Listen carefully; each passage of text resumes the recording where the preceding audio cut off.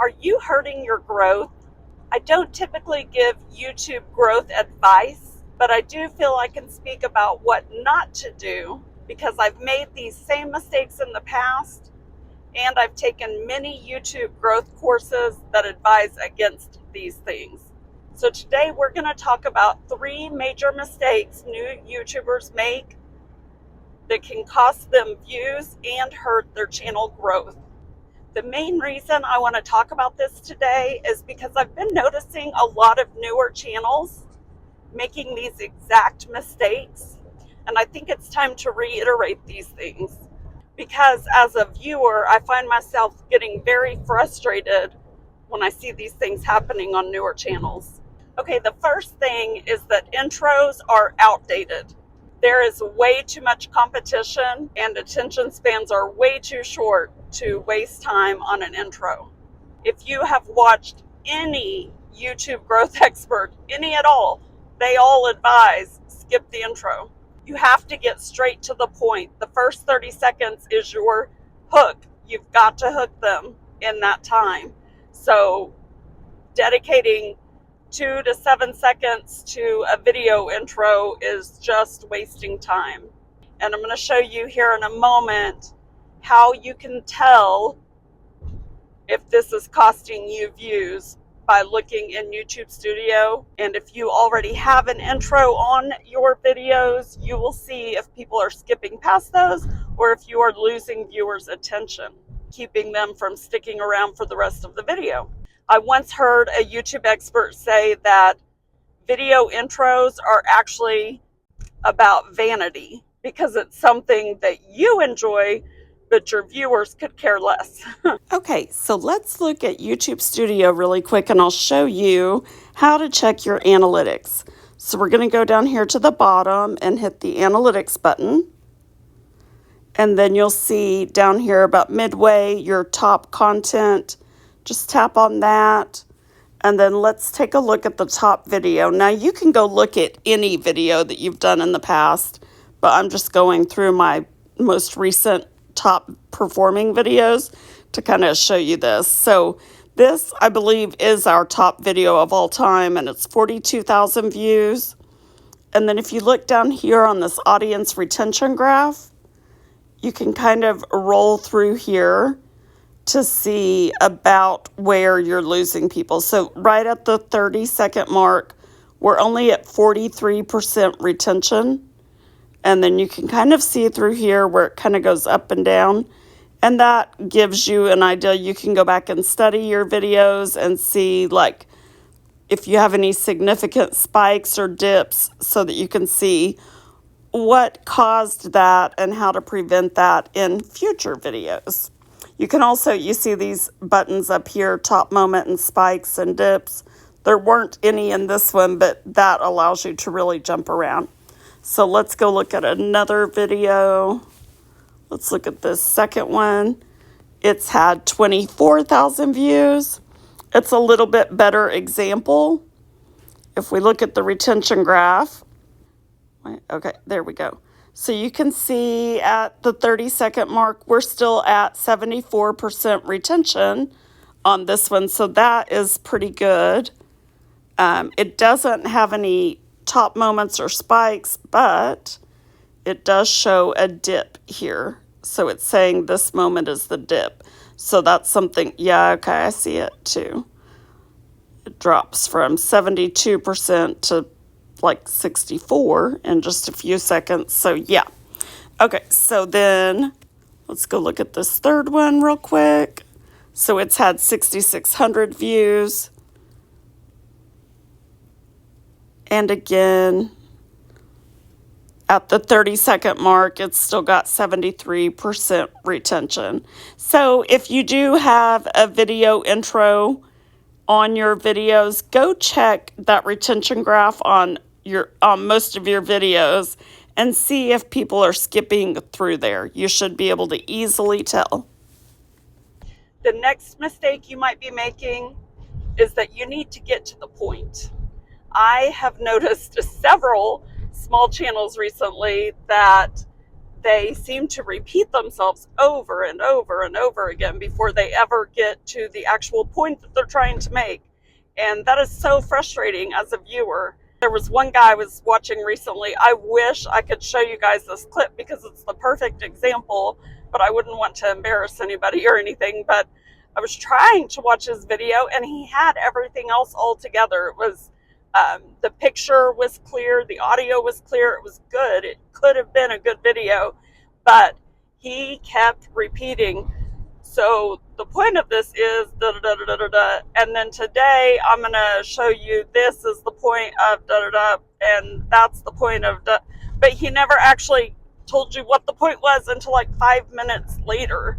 So that was very frustrating. I found myself, I kept hitting the skip button trying to figure out where the point was, and it just took way too long to get there. So when you go back and edit your videos, make sure that if you did, because I'm guilty of that, I sometimes repeat myself, but I try to catch it in editing and clip out part of that because I respect my viewers' time and I don't want to waste anybody's time. So there's that, but then there's one more thing you can do on that aspect as well. Add chapters in your video description. I used to always add chapters. I know here lately I haven't been as good about it as I used to be, but I need to get better at that. But I know as a viewer, I so appreciate when people add chapters in their description. And I'm going to show you here in a moment how you do that if you don't know. But I know back when I first started doing YouTube, there was some controversy. Some content creators would say they worried about adding chapters because they felt like it would encourage their viewers to skip ahead, and they didn't want their viewers to skip ahead. They wanted them to watch the full video.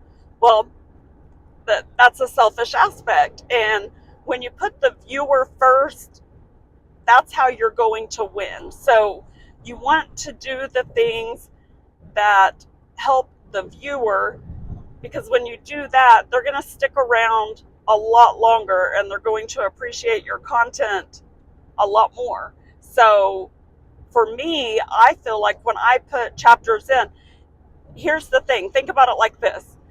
If you are watching a video, but there's a specific thing that you're wanting to hear in this video, and they're just rambling on, but you don't know when they're going to get to the point and you don't have time to stick around, you're probably just going to click off the video.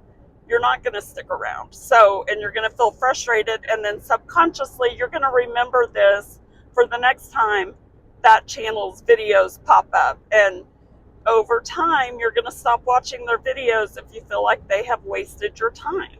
So for me as a viewer, when I see that a channel does have chapters in their description and I'm able to go through there, if I'm short on time and I'm able to go through there and get to the point that I'm trying to find.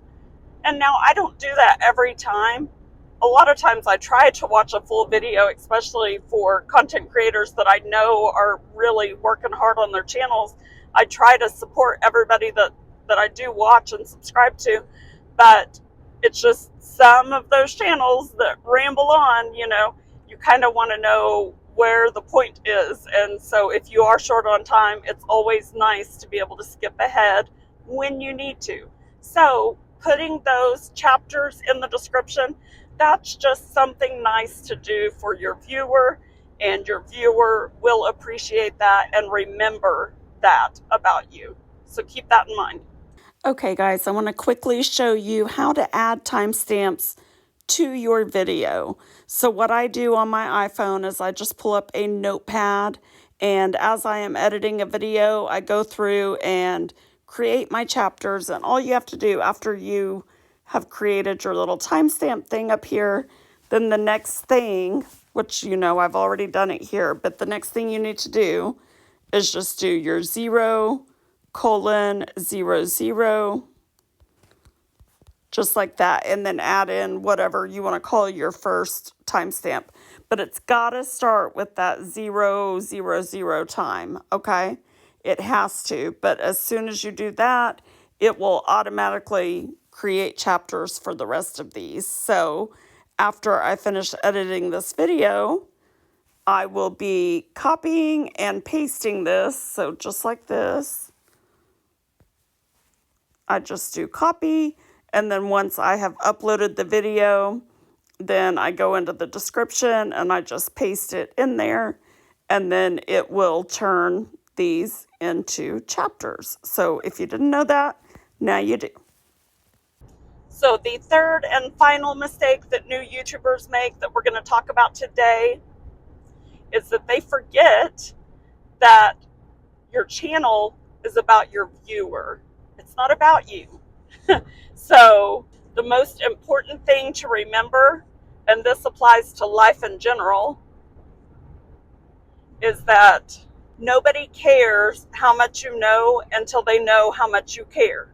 And you need to put yourself in your viewer's shoes. Now, I know big channels can make videos on whatever they want, and that's fine because they've developed that connection with their audience. They have a big following already. But if you only have a few hundred subscribers, you can't make your video all about you. I think one thing that prompted me to even want to make this video today is because, I did mention the other day that Think Media started their 1K challenge again. That's going on this week. So it's not too late to jump into it if you haven't registered for it yet. And that is a free challenge. And I promise you, if you are newer, you are going to learn so much. It is so worth your time to get in on this challenge, because honestly, Think Media has the best education out there, I promise. So anyway, I saw in the comments last week, so many people. So Think Media made a post recently that asked, what is the purpose of your channel? And I noticed so many comments. Quarter mile, slight right onto the ramp to Muskogee. I noticed so many comments that said the purpose of their channel was to get rich, or the purpose of their channel was to make some money so that they wouldn't have to work again. Those comments just make me roll my eyes because, guys, if you aren't aware, YouTube is hard. It is hard work. So anyway, don't let anybody fool you. YouTube is not a get-rich-quick scheme. It will take hard work, sometimes many years before you ever see a dime. And there will be stress and frustrations. So don't think you're going to start a channel and it's just going to explode and you're going to be rich and never have to work a day again in your life. That's ridiculous. If it sounds too good to be true, it's too good to be true. Trust me. Very, very few people. In fact, I need to look up the exact stat and I'll pop it up on the screen.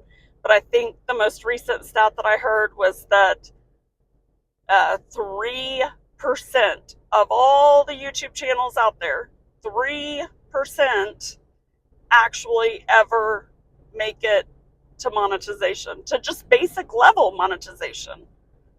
I would like to know, I wonder what the stat is for like people with 10,000 views and people with 100,000, or 10,000 views, 10,000 subs, and people with 100,000 subs. I'm curious about that. But you've got to remember, 97% of all channels never get monetized. 97%. Okay, so please, please do not think that you're going to get rich or that you're not going to have to work. Because even the ones that do make it big, they have to work. Trust me, they're working hard on their channel. So just keep that in mind. Anyway, that is my ramblings for today. I hope this has helped somebody. I really do think you should take advantage of the Think Media Challenge, and I will post a link to that in the description. So hope to see you guys over there, and good luck to all of you, because Think Media does do a bunch of giveaways during this challenge week. So good luck. I hope one of you wins something, and if you do, please let me know. I would love to hear about it. And I will see you guys soon. Remember to go the second mile today for someone in your life and with your resources. Love you guys. Bye.